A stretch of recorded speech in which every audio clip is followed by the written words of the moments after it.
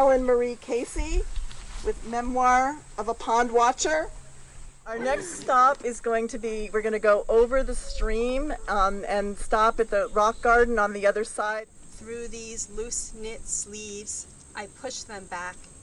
Hear soft roar of water falling down into itself, out of the black lap, habitat of sway and curl, of stem, thick leaf, yellow flower, now and then breeze painting the shimmer.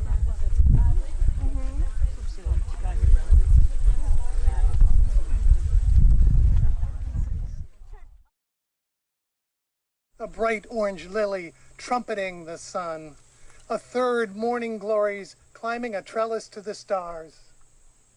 Others are shriveled brown stumps begging for air and water, or dead blossoms pressed between the pages of a book. Feathers among the flowers, water cascading over the spillway, lily pads, tangerine goldfish, reflections, almost hidden milfoil, intricate work of art. When I close my eyes and lean low over the pond's edge, I can still discern it, catching the scent in my fingers and following it blind like thread. The temple bell. 40 years ago in Kathmandu, I heard a monk ring a temple bell. I heard it in the prayer flags flapping as I descended the Kali Gandaki Gorge, and it merged with the plane's throbbing engines on the long flights home. It still rang over the years, tasting trout by a Colorado mountain stream, seeing warblers like butterflies in a Plum Island fallout, hearing the bugling of North Platte sandhill cranes. But it grew quieter decade after decade as I became more familiar with the wonders of the world. Then it shook my chest again, strong as ever, hearing this bell at Old Frog Pond Farm.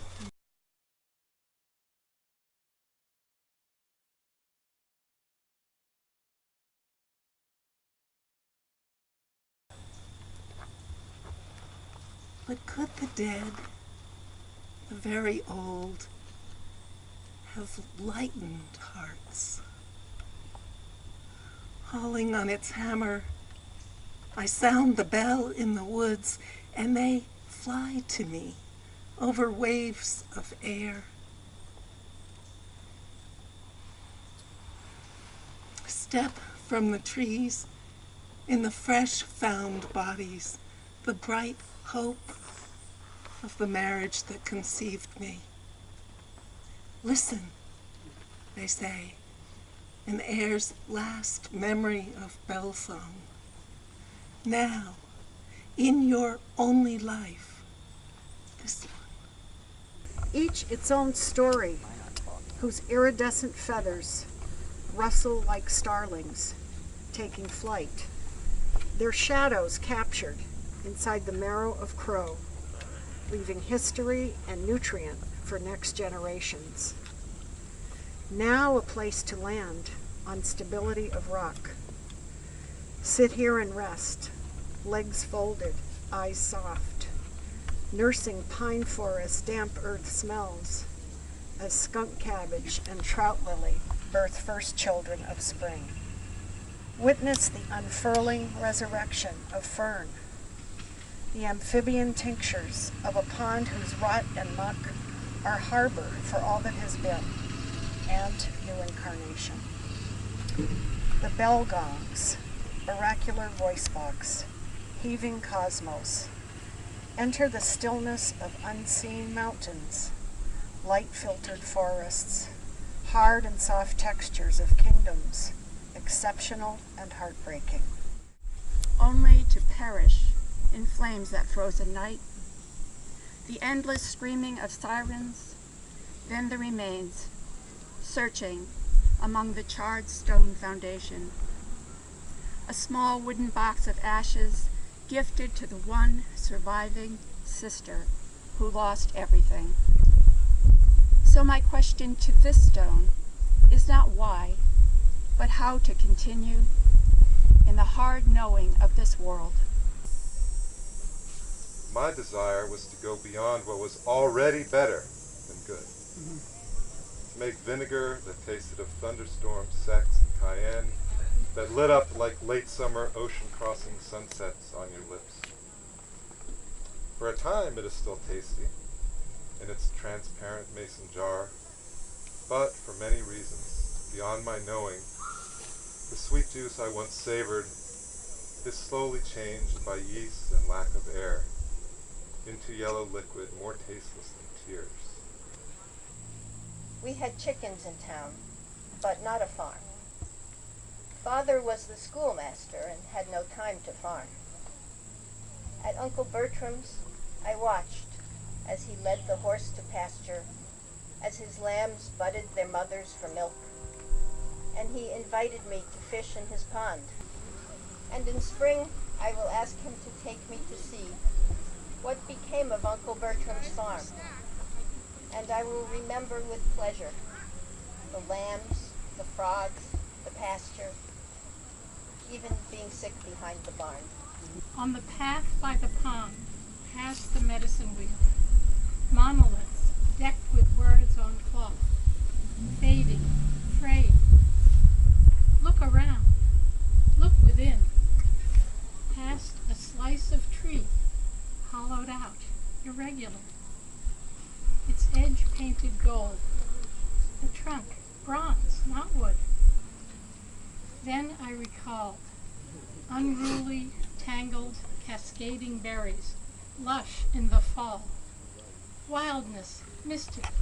My mother, stopped from picking on the roadside, charming the policeman, luring him to our kitchen, making him wait till the jam was ready, bubbling and dark, so he could taste it, hot from the spoon.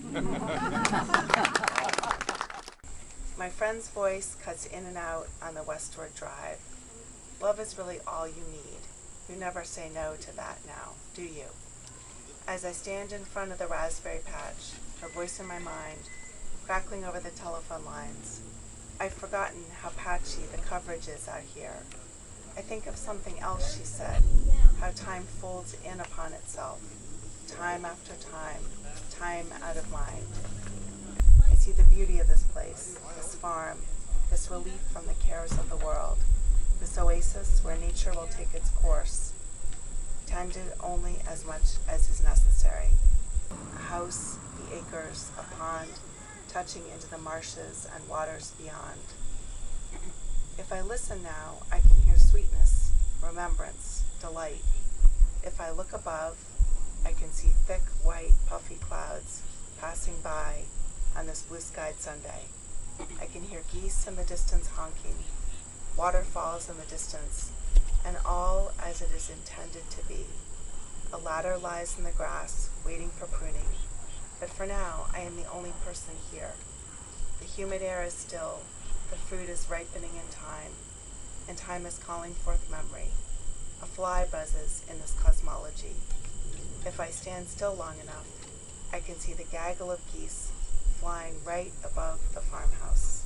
The noisy V passes just above me, swooping northward. Beneath the egg, the shadow is itself a sort of nest, sheltering the watcher over raspberries still green, blueberries brushed with the first frost of color. I steal sunlight from the backs of leaves, unable to perform the photosynthetic miracle of fruit.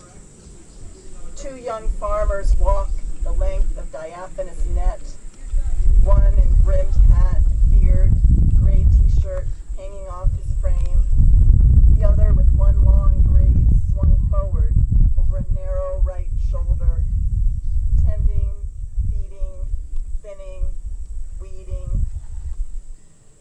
When did we first come to this farm with children, pricking fingers on raspberry brambles, legs bare, almost brushing poison ivy, and the plethora of pollinators, bees, wasps, beetles, their predators, an arc of creatures I could only start to name, hazards which at once repelled and drew.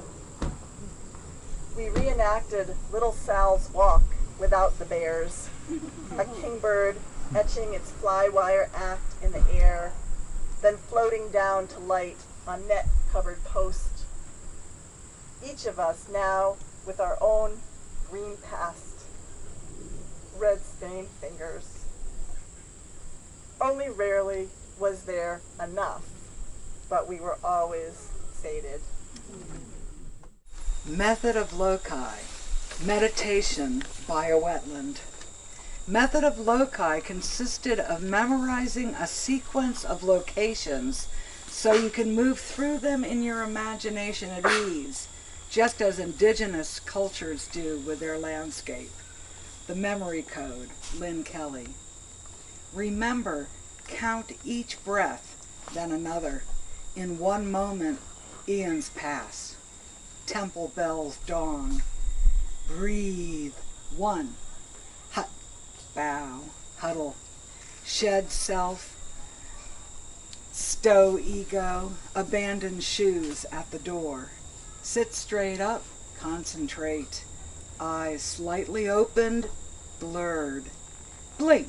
Third eyes floating out a window on a magic astral ride. Flying lily pads. Lotus flowers fluctuating.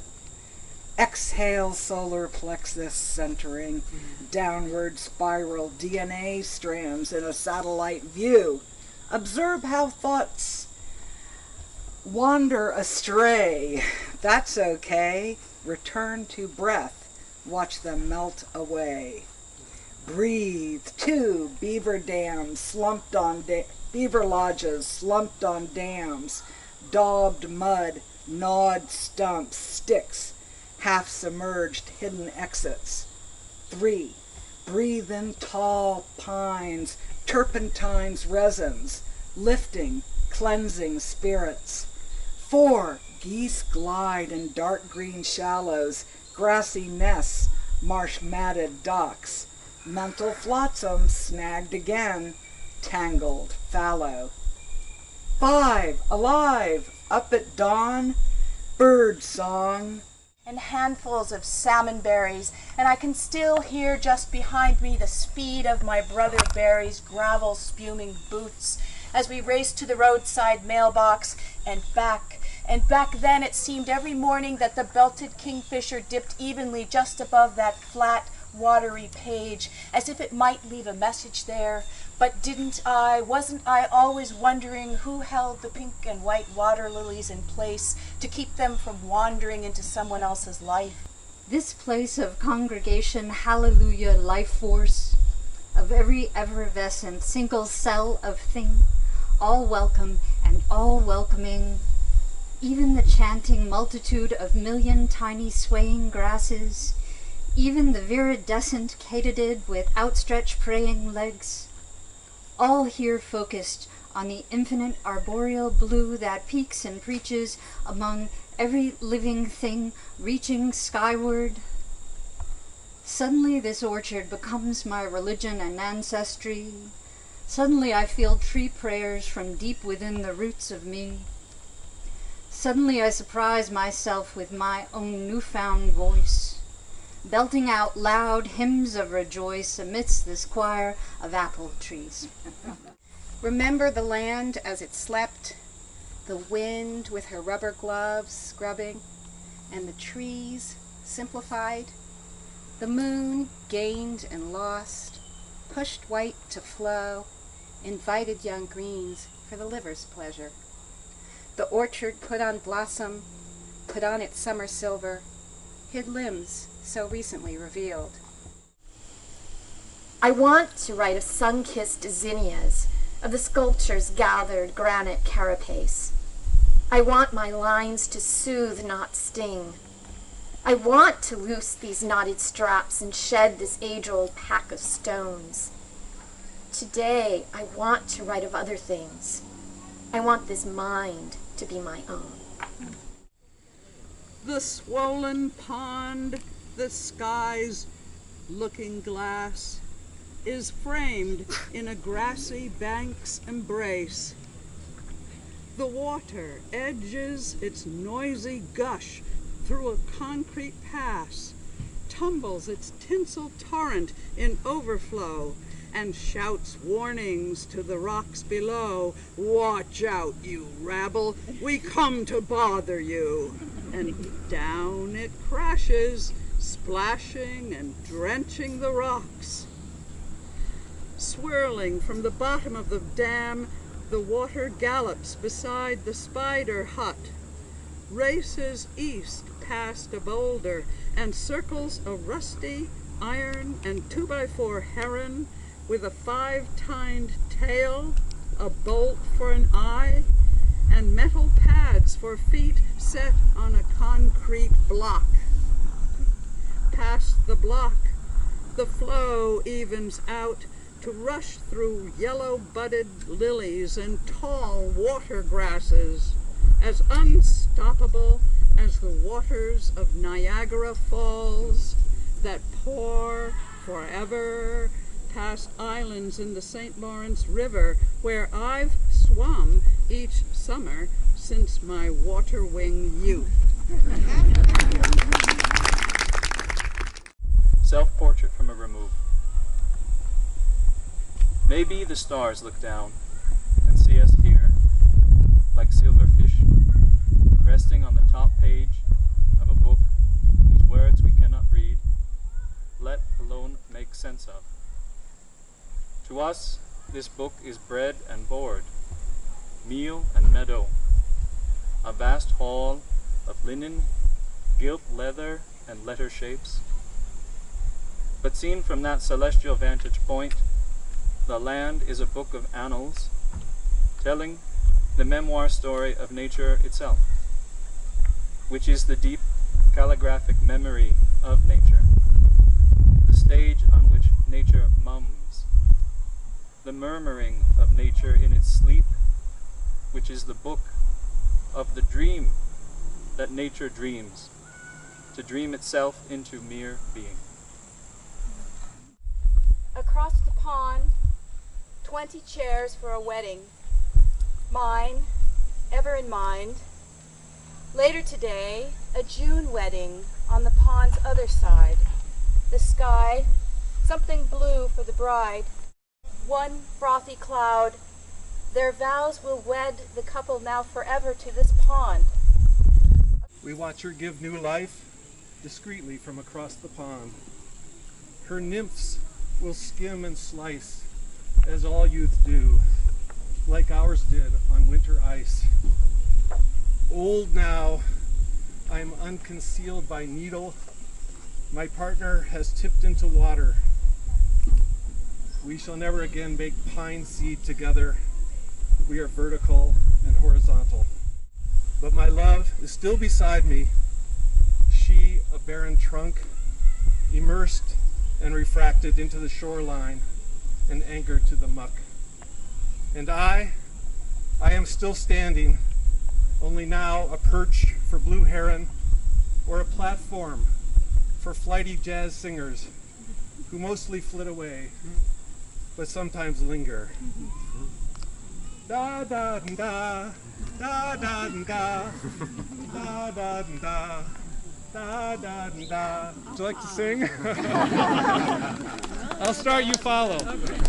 Da da da da da da da da da da da da da da da da.